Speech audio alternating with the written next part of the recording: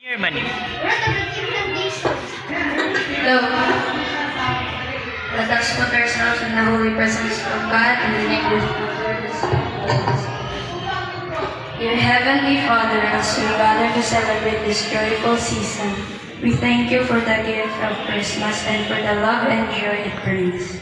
We are grateful for the time spent with friends and family, and for the opportunity to share and fellowship today.